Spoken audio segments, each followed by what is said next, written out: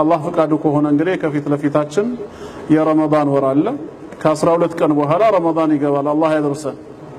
ስለዚህ ራሳችንን ማዘጋጀት አለብን። ከሁሉ በፊት አንደኛ በተውበት ወደ አላህ በመመለስ ራሳችንን እናዘጋጅ።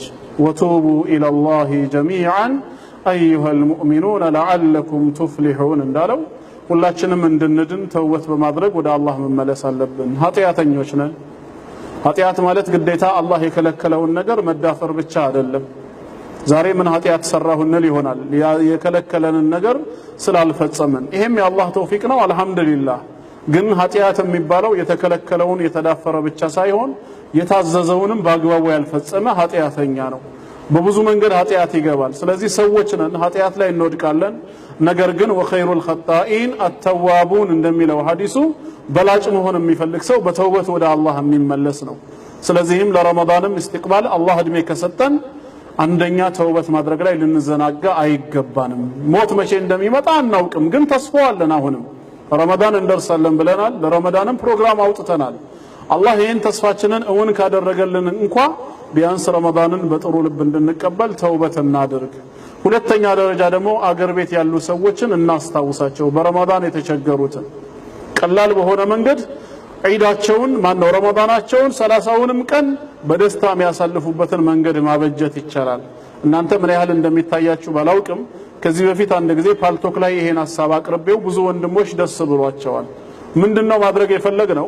መሰለን አንድ ቤተሰብ 4 እና 5 ልጆች ያሉት ቤተሰብ በ2000 ብር ብቻ 30ውንም ረመዳን በደስታ ማሳለፍ ይችላሉ። እንዴት ካላችሁ አሁን ወደ ካልኩሌሽኑ እንምጣ። ባለቤቴን አማክሪያት ነው።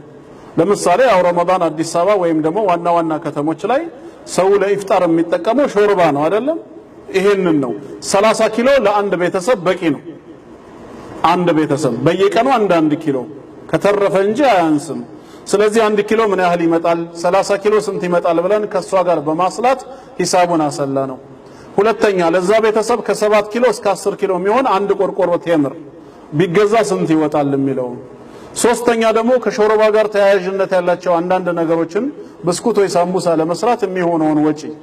አራተኛ የተረፈ እንኳን 300 400 ብር ካለ ላባወራው ወይ ለእማወራው እንዲሁ ለረመዳን ተጨማሪ ነገር እንዲያደርጉበት ቢሰጥ ስንት ይመጣል ሲባል ከ2000 እስከ 2500 ነው የሚመጣው። እንግዲህ ይሄ 5 እና 6 ቤተሰብ ሰው ላለበት አንድ ቤተሰብ ነው፣ አንድ ሰው ብቻ ለሆነ አይደለም። ታዲያ እነዚህን ቤተሰቦች 5-6 ሆነው ለአንድ ቀን ሳይሆን ለሙሉ ረመዳን ወጪያቸውን ለመሸፈን 2500 ብር በቂ ከሆነ አሁን ይሄን 2500 ወደ ሪያል እንመልሰዋለን። ስንት ሪያል ይመጣል ሲባል ወደ ስንት ይሆናል? ወደ 360 ወደ 350 አካባቢ ይሆናል። አሁን ለሂሳቡ ብቻ ነው። 350 ሪያል ከሆነ 10 ሆነን ተሰባስበን 35 ሪያል ብናዋጣ 10ራችን ስንት አዋጣን? 350 ሪያል አዋጣን። የኛ የ10ራችን 5 እና 6 ሰው የሚኖርበትን አንድ ቤተሰብ ወሩን ሙሉ እንዲጠቀምበት አደረገን። እንግዲህ ከዛም በላይ አቅም ያለው ከዛም በላይ ይሰራል። ይሄ ነገር ለእናንተም ቀላል መስሎ ከተሰማችሁ እርስ በርስ የምትተዋወቁ ወንድሞችና እህቶች ካላችሁ አስቡበትና ወደ ተግባር ቀይሩት። እዚህ በስደት ስትመጡ ምናልባት የምትመለሱም ትኖራላችሁ ወይ እዚህ የምትቀሩም አላችሁ።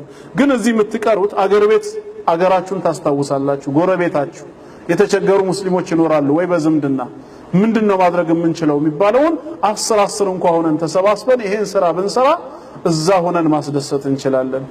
አላህም ሊቀበለን ይችላል። ስለዚህ በዚህኛው በኩልም በሁለተኛ ደረጃ እናስብበት፣ የተቸገሩ ወንድምና እህቶችን በመስራት ከዚህ የተሻለ ደግሞ አማራጭ መንገድ ካለ ያንኑ መጠቀም አለብን ነው። ሶስተኛው ደግሞ ሁላችንም በዲናችን እንድንጸና ነው። አላህ ጽናቱን ይስጠን። ፈተና እየበዛ ነው። ዛሬ ደግሞ ፈተናው በአገር ቤት ብቻ ሳይሆን ዓለም አቀፍ ነው የሆነው።